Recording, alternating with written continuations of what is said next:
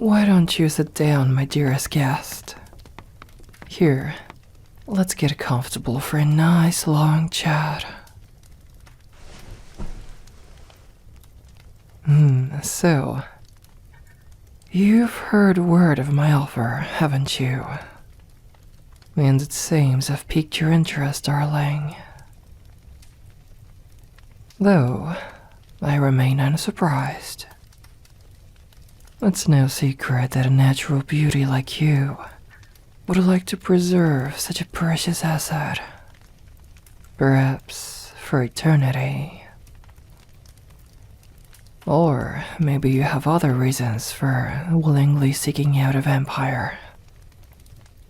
It may well be you're here for the wealth I promise. Or perhaps you're lacking guidance in your life.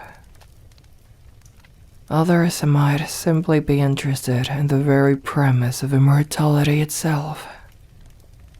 How very boring. I rarely tend to take those on as a servant. They're unmotivated. Without use, really. Granted, what is time to someone who is only living for living's sake, without a goal to strive towards? Still, I believe you to be better than that. I see a spark in you. A reason you want to live forever. I'm not bold enough to attempt to extract said reason. I've never been one to pick brains more than I've needed to. For one, it would hardly take any effort to forcibly pry the words from your mouth, using either force, wit, or vampiric gifts. And secondly, human minds bore me to no end. All that is important to me is that you have traveled all this way to become my servant. It is the only topic of relevancy, as far as I'm concerned. Now, tell me, my darling mortal, word spreads fast when eternal life is given freely. But, did the ever-turning mill of gossip and rumors also provide you with a fine print of my offer?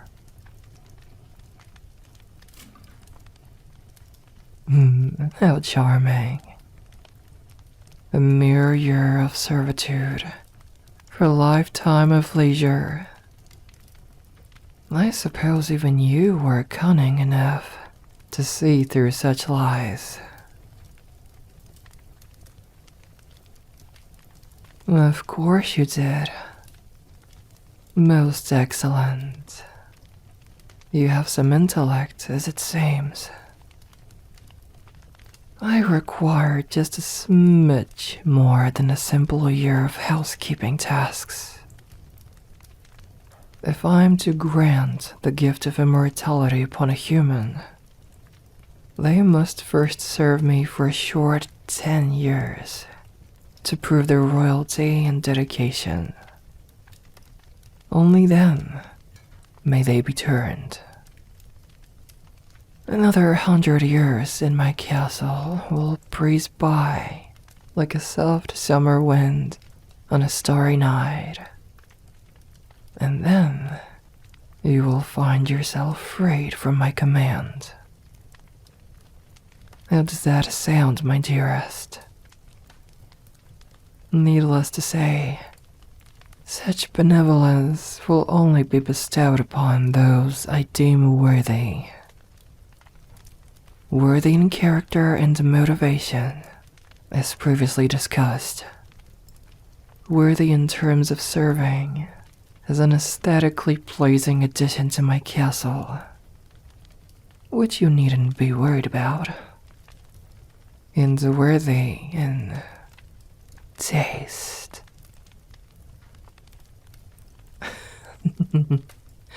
Why the surprise, darling? You didn't think one bite and a few decades of dusting the handrails would be enough to pay back the debt one owes their master for making them who they are. How foolish.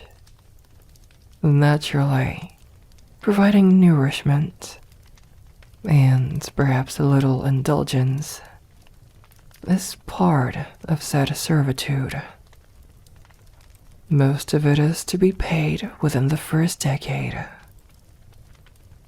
Your time as a mortal. Your time to prove yourself. Your time to show how far you would go for me. Now, even the blood of a vampire, especially a young one, is rather palatable as well. But it's not my preference. However, in a time of need, even my eldest servant may have to fulfill such duties. So, how did your judgment fall, my dearest guest? Is my offer still as intriguing as it was when you first heard?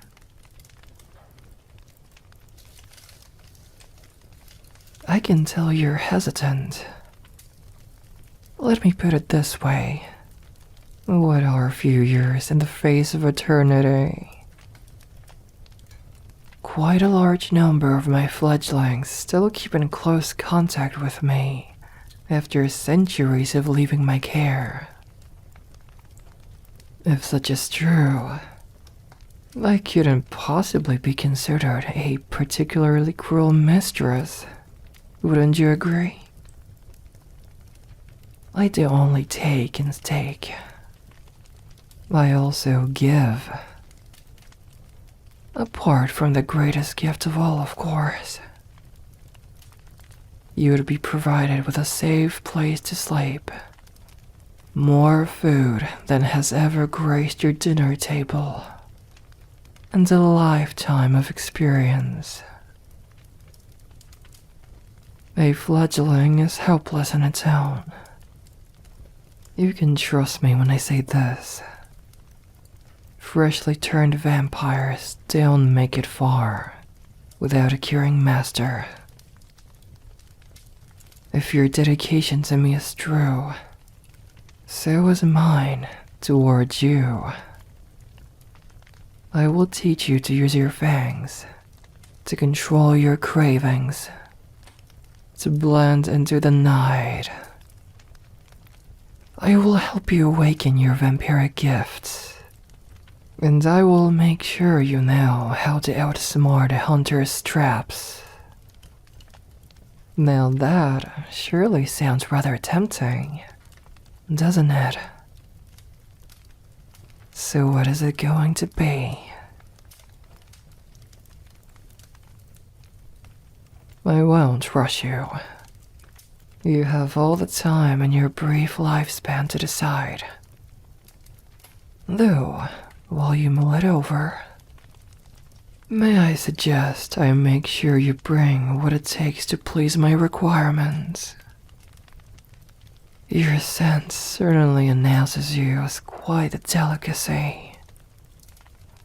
But I would rather prove such matters with a quick little taste.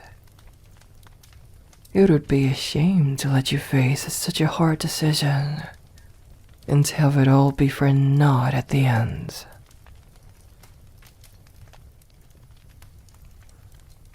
Well, darling, I promise it won't hurt much. Besides, it might offer you some reassurance.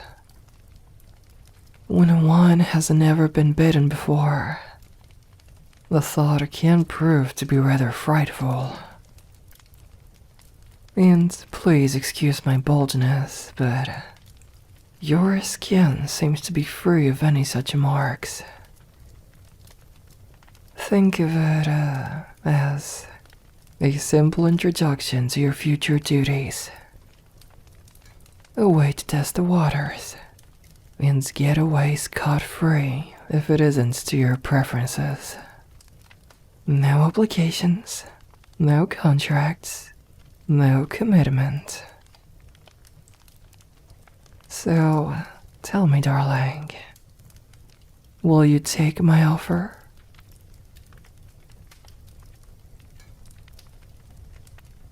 Splendid. Well then, lean back and relax, and I will do all the rest. It's a simple task, really. Very well. Let's see what you have to offer. I hope your scent didn't promise what your blood cannot keep.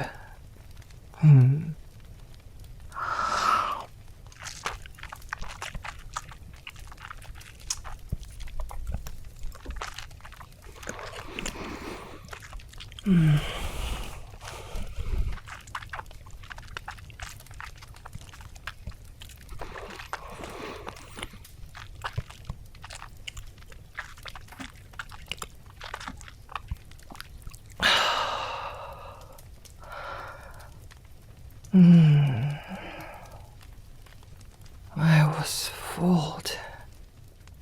You taste much better than I was led to believe. I'm sure you'll forgive me if I taste it once more.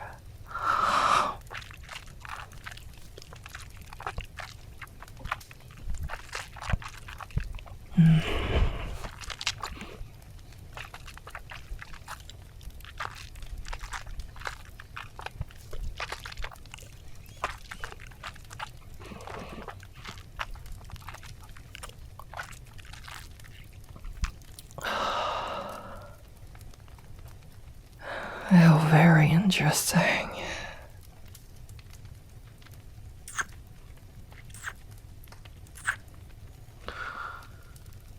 I might have to consider sweetening the deal for you. My mind is made up. I cannot miss out on having you join my staff. Though, such matters are better discussed when you're in your right mind again, my dear. Servant, prepare a room. We have a guest spending the night. Truly marvelous.